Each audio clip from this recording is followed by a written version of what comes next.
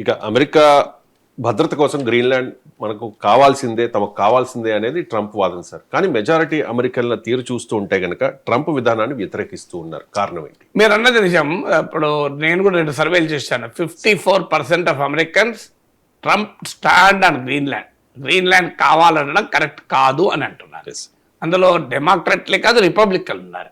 ఇక military intervention అయితే 90% ప్రజలు వ్యతిరేకిస్తున్నారు.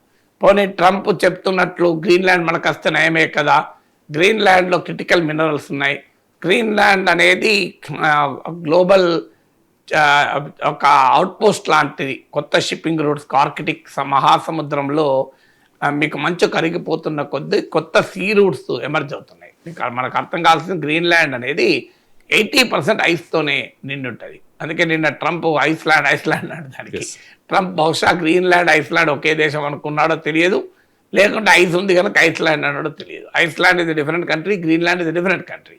సో గ్రీన్లాండ్లో ఇది ఆర్కిటిక్ మహాసముద్రంలో ఉంటుంది. అది మంచు సముద్రము, మనకు తెలుసు కదా, ఆర్కిటికా అంటార్కిటికా అని చదువుకున్నాం మనం.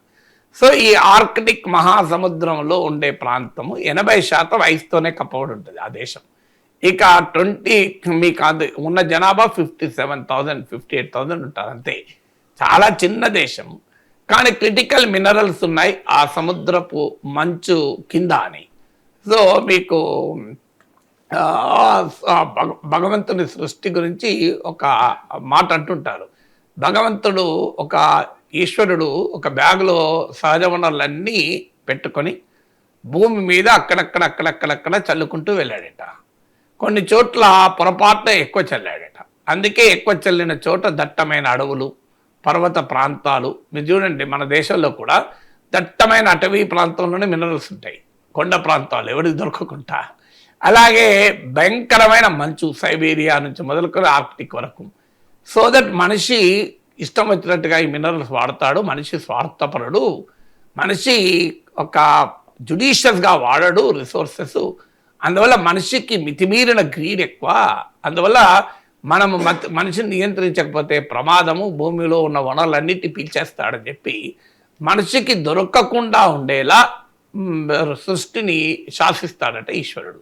సో అలా ఆర్కిటిక్ మహాసముద్రములో మీకు విలువైనటువంటి సహజ వనరులు, క్రిటికల్ మినరల్స్ ఈ గ్రీన్లాండ్ ఐస్ కింద ఉన్నది. సో అందువల్ల ఇది క్రిటికల్ మినరల్స్ ఒకటి. రెండవది ఈ క్లైమేట్ చేంజ్, వాతావరణ మార్పు వల్ల గ్రీన్లాండ్లో ఐస్ కరిగిపోతుంది ఆర్కిటిక్లో. దానివల్ల కొత్త సీ రూట్స్ ఎమర్జ్ అవుతున్నాయి. సో ఆ ఎమర్జ్ అవుతున్న కొత్త సీ రూట్స్కు కీలకమైన అవుట్పోస్ట్ ఇది. ఎందుకంటే ఇది నార్త్ అమెరికాకు ఆర్కిటిక్ మధ్యలో ఉంటుంది. సో ఒక రకంగా అమెరికాకు రష్యాకు కూడా అనుసంధానం అవుతుంది ఈ ప్రాంతం. సో అందువల్ల మీకు ఇది స్ట్రాటజిక్ ఇంపార్టెన్స్ కావాలి, ఎకనామిక్ ఇంపార్టెన్స్ ఉంది, స్ట్రాటజిక్ ఇంపార్టెన్స్ ఉంది. కానీ ట్రంప్ ఏ ప్రాతిపదిక మీద కావాలంటాడు? అమెరికన్స్ ఎట్లా కన్విన్స్ అవుతారు? ఇది హిస్టారికల్గా Greenland is part of Danish Kingdom.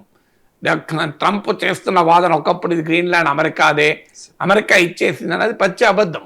Chagos islands దిగో ఘర్ష విషయంలో అలాగే అంటున్నాడు, ఇచ్చేసిందని.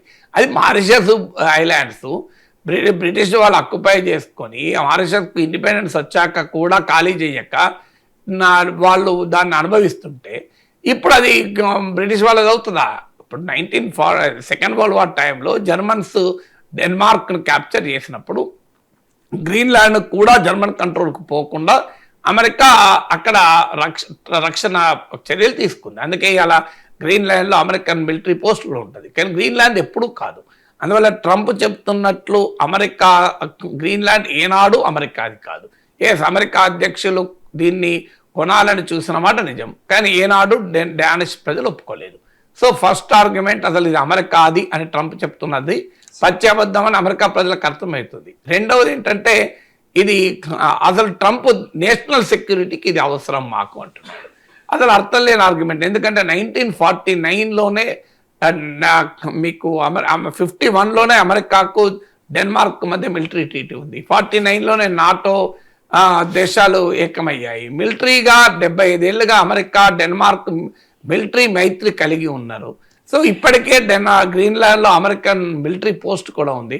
సో అమెరికా మిలిటరీ నేషనల్ సెక్యూరిటీకి ఏం ప్రాబ్లం వచ్చింది, ఆ లాజిక్ కూడా క్లియర్గా అమెరికాలకు అర్థమవుతుంది. ఇక మూడవది చైనా రష్యా దీన్ని ఏదో మింగేస్తుంది అంటున్నారు. సో అది ఎట్లా నమ్ముతారు? ఇప్పుడు డిగో గార్షియా విషయంలో అదే చెప్తున్నాడు, దీని విషయంలో అదే చెప్తున్నాడు. సో చైనా రష్యా మింగేస్తుంది అనేది కన్విన్సింగ్ కాదు. ఎందుకంటే అది యూరోపియన్ యూనియన్లో భాగము, అమెరికా మిత్రదేశము, ట్రాన్స్ అట్లాంటిక్ పార్ట్నర్షిప్లో భాగము, నాటోలో భాగము. ఇక నాలుగవది, పోనీ ఏమన్నా ఇక్కడ నుంచి మాకు డ్రగ్స్ వస్తున్నాయని చెప్పి వెనిజులా అధ్యక్షుని అటాక్ చేశాడు, మా జన విధ్వంసక ఆయుధాలు, వెపన్స్ ఆఫ్ మాస్ డిస్ట్రక్షన్ వస్తున్నాయని చెప్పి సద్దాం హుస్సేన్ పైన అటాక్ చేశాడు, ఇప్పుడు కమానీ పైన అటాక్ చేస్తున్నాడు, తీవ్రవాదులు వస్తారని. కానీ డెన్మార్క్ మీద ఏమని చేస్తాడు? డెన్మార్క్ నుంచి అమెరికా మీద తీవ్రవాదులు వస్తున్నారని చెప్పరాదు. డెన్మార్క్ నుంచి weapons of mass destruction America పైకి వస్తుందని చెప్పరాదు. డెన్మార్క్ నుంచి డ్రగ్స్ వస్తున్నాయని చెప్పరాదు. మరి ఏం చెప్తాడు Trump? So he has no argument of any convincing character కదా. సో దానివల్ల అమెరికా ప్రజలు ఎలా యాక్సెప్ట్ చేస్తారు?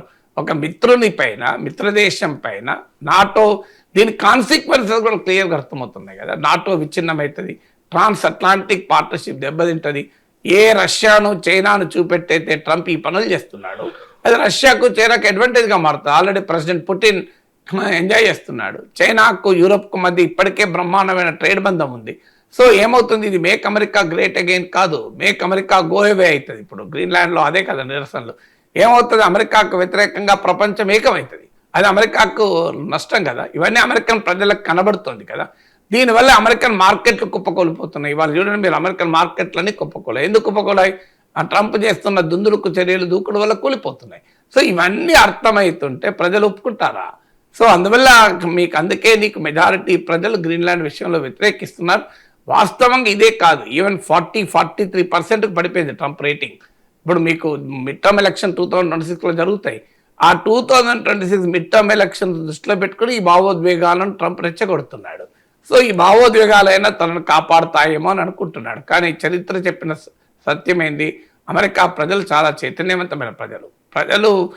పాలకులకు కాన్షియస్నెస్ లేకపోవచ్చు, ప్రజలకు చాలా పొలిటికల్ కాన్షియస్నెస్ సమాజం అది.